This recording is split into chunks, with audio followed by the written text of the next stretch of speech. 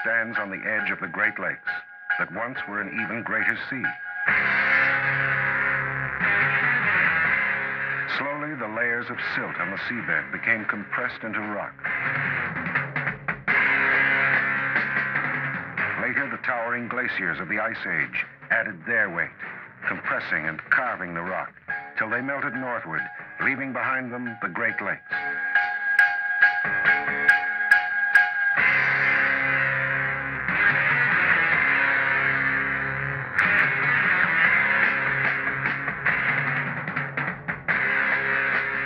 Since the glaciers' retreat, some 10,000 years ago, the rock has been slowly rebounding from their weight, for rock is elastic. Something to keep in mind when building a tower higher than the loftiest of those ancient glaciers.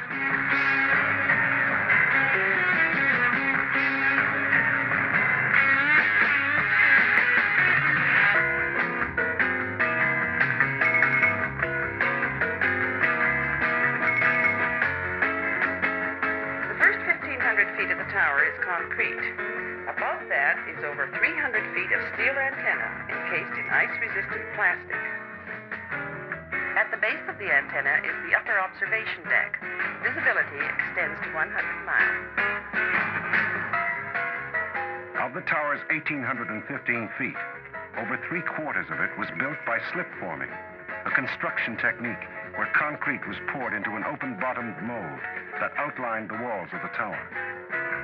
As the concrete in the lower part of the mold hardened, the whole 600-ton slipform, including the crane, was moved up. The concrete pouring was continuous.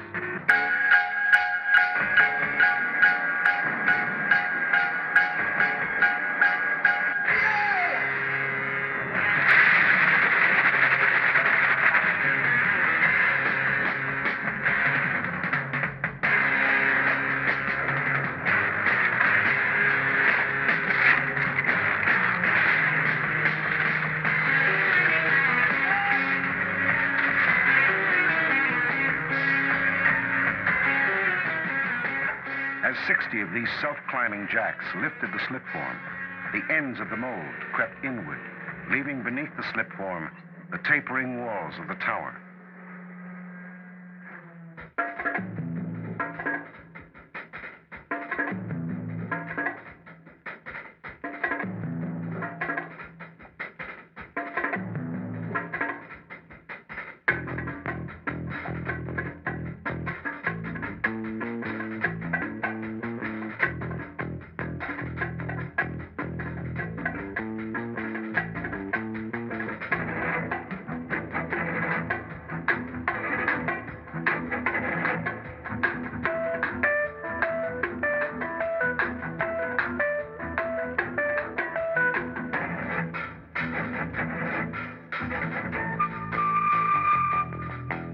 Progress was slow. A dozen tongues and trades had to learn to communicate. And that's what all the concrete was for. Communication. Good morning. The date is Tuesday the 3rd. This will also get quite a bit of sunshine today, mixed in with cloudy periods. Not just for 2 million or more Torontonians, but for places where the commuter trains don't run, and as a link for nationwide communications.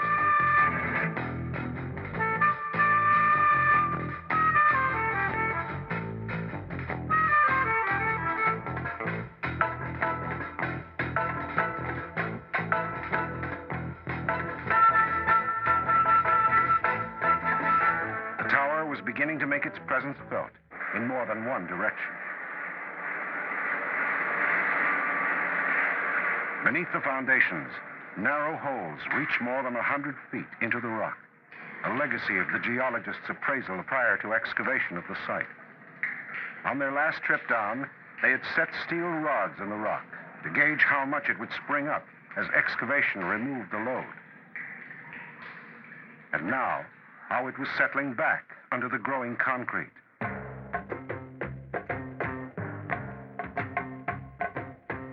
22 feet of it every 24 hours.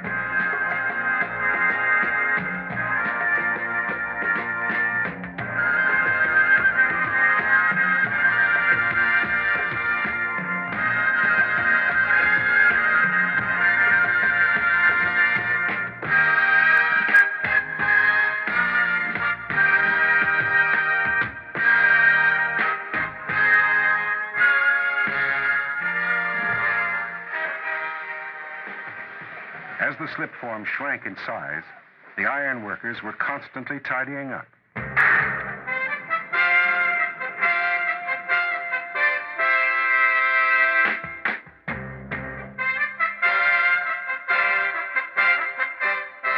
Trimming back the steel guides that had served their purpose in making the concept of the tower reality, with slide rule precision. The graceful lines were for the eye, the smooth exterior for the high-speed elevators, the tapering legs for tree-like stability.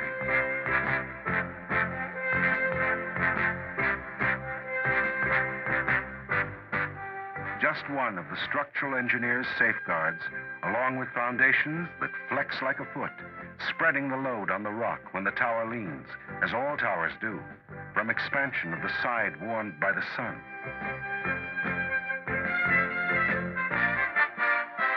To concrete of unique strength and 500 tons of reinforcing rod, a third strengthener was added.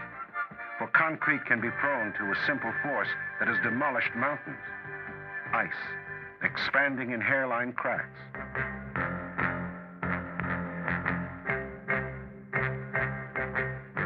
By threading sets of steel cables from top to bottom of the concrete and placing them under permanent tension,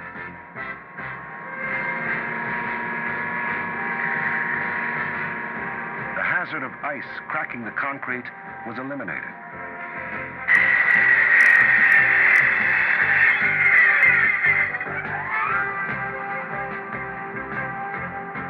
The greatest concern was for vibration from high winds.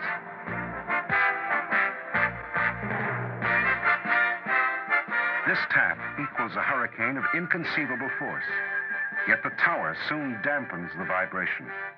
Calculations were based on 1,000 years of weather at its worst.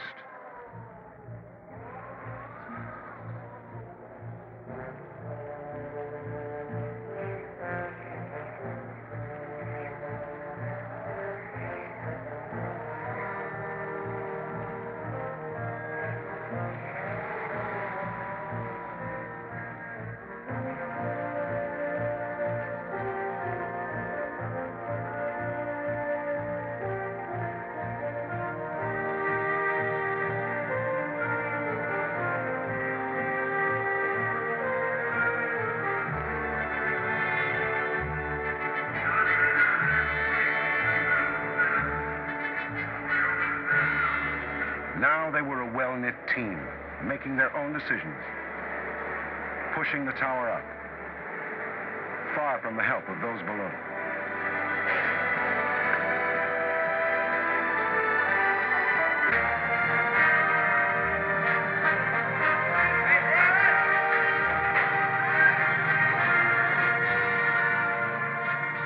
But the crane was the real clue to how the schedule went. Apart from concrete, everything must go up by crane.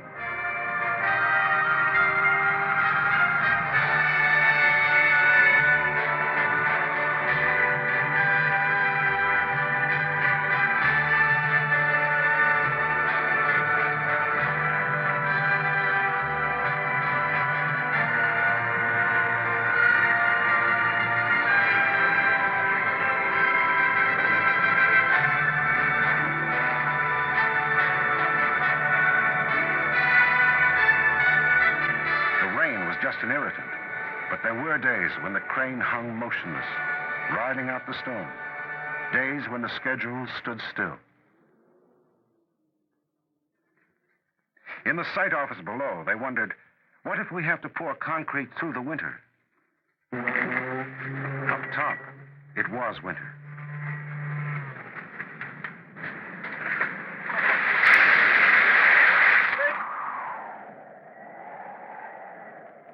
The tapering legs were complete, and with a simpler slipform, the rate quickened. We're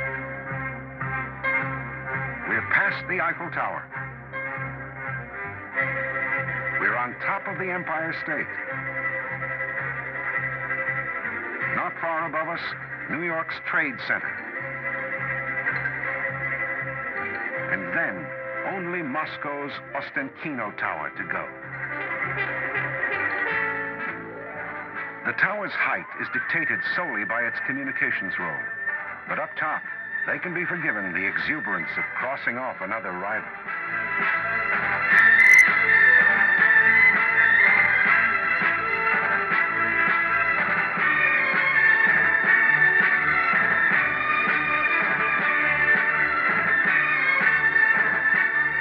Sometimes it seems as if the earth turns about the tower. Actually, it's the slipform that's trying to twist like water down a drain.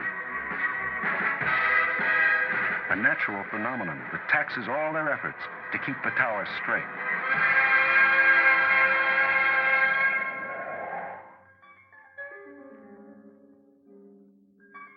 We were very worried about acrophobiacs and exposed immediately to the really incredible view. The most significant display is the telescopes, so that it's an ideal opportunity to operate a very high-powered zoom lens and achieve a sensation of flying through space.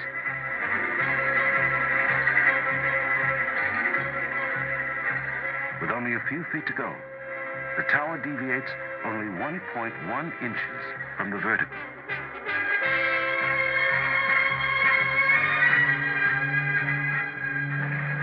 Tempers are a little short. This shift would like to top off the concrete, but a troublesome steel bracket or a photographer at your elbow doesn't help, to say nothing of the weather. Then, it was there. Somebody said, "I guess we should open the champagne."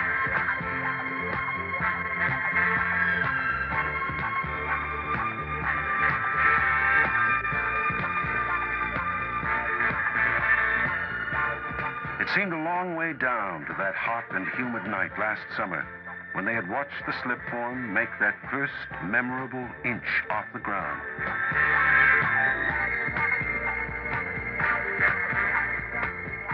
And now they faced a similar problem. How to position the brackets for the sky pod over 1,000 feet up the tower. Weighing almost 400 tons, the 12 brackets must be lifted simultaneously.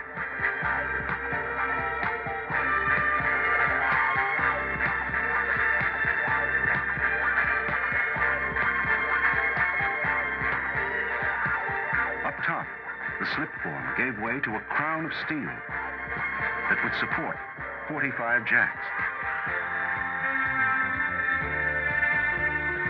Hand over hand, they would haul in the cables, rolling the brackets up the concrete.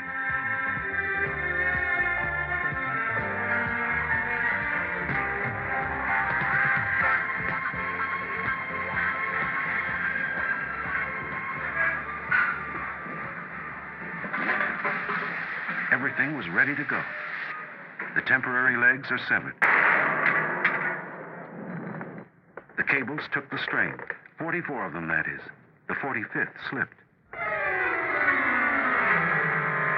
Some modification of the jacks was needed. There was time for a breather. Time to unearth a few more reminders that not so long ago, this had been Toronto's waterfront, shared by citizenry and commerce alike.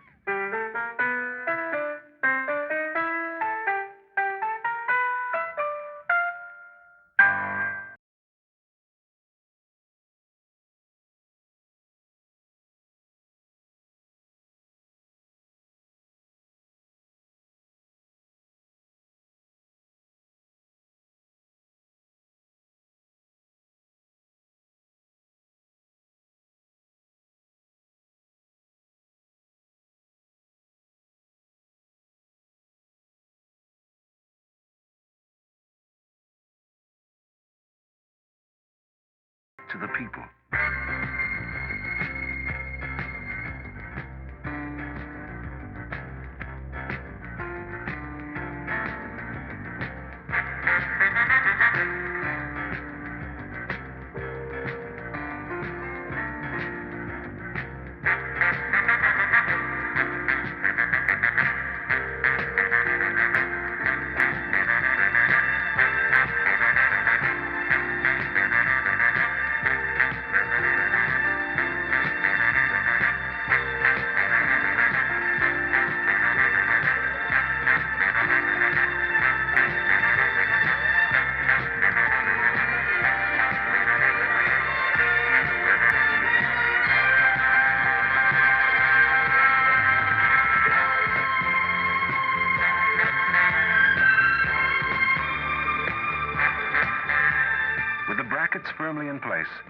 architect and engineer felt justified in visualizing the curving patterns of steel and glass that would be added in the coming year.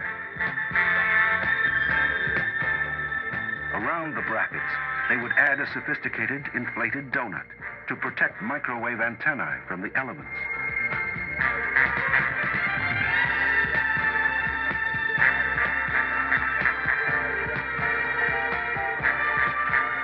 On top of the brackets, level 2 would be an open-air observation deck.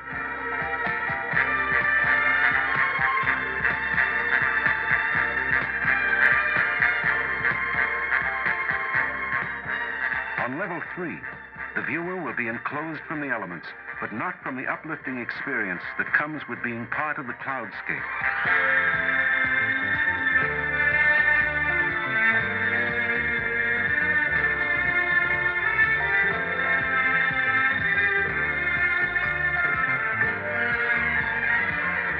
On level 4, diners will be able to perambulate 360 degrees of visual and gastronomical delight.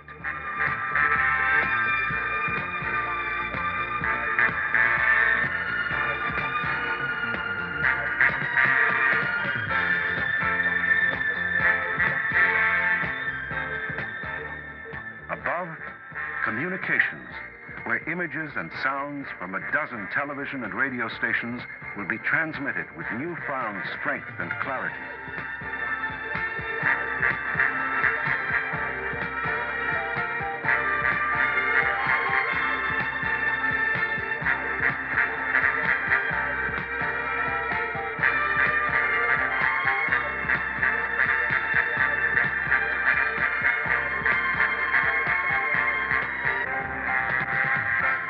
Top of the concrete would be the upper observation level, where right now, with the brackets hardly in place, they face the problem of perching 300 feet of steel antenna. The answer was a helicopter that would pile the preformed sections of the antenna on top of each other.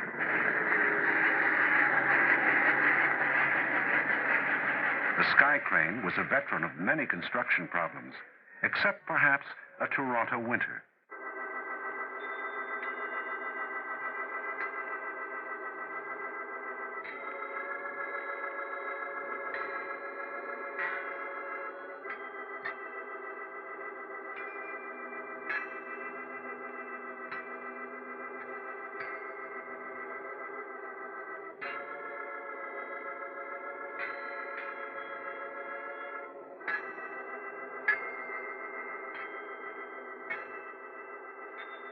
It was a chilly stay of execution for the crane, who through 2 winters and summers had served so well.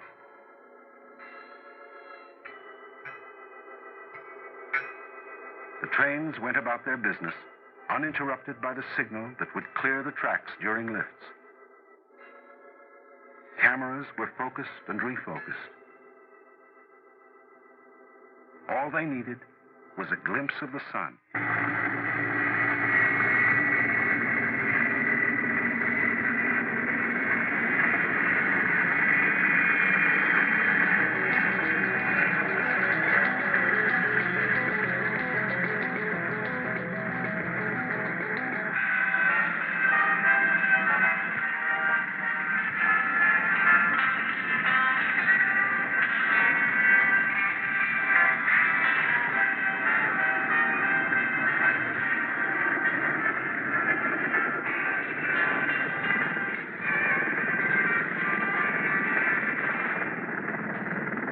Section by section, the crane came down and the antenna went up.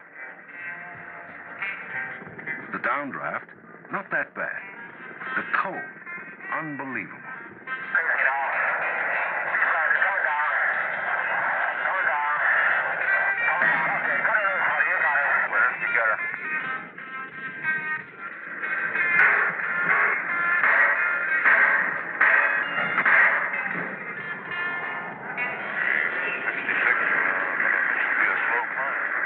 Some of the pieces weighed around 18,000 pounds. The job had been planned for a maximum of 16,000 pounds. The thick, cold air allowed them to lift the additional weight.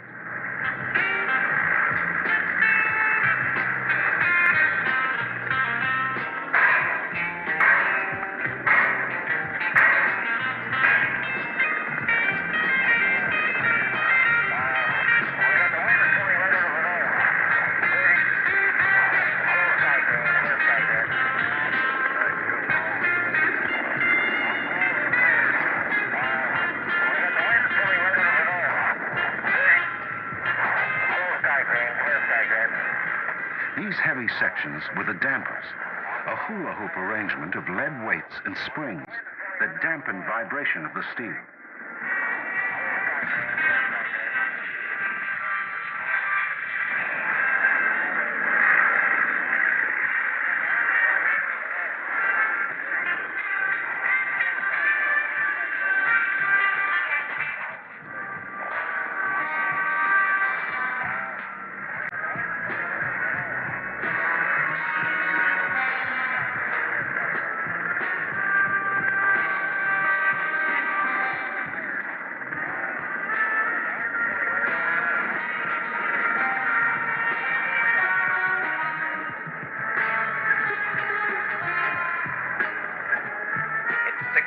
To the hour. Today, the CN Tower made history, passing Moscow's Ostankino Tower to become the world's tallest freestanding structure.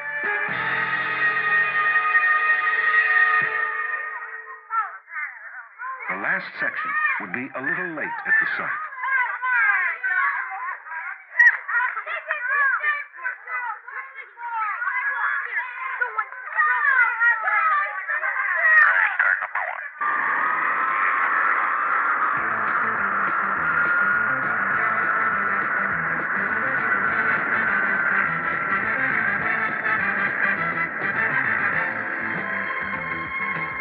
This last section was the longest section, over 30 feet of it. The target now only a few feet across. The weather threatening.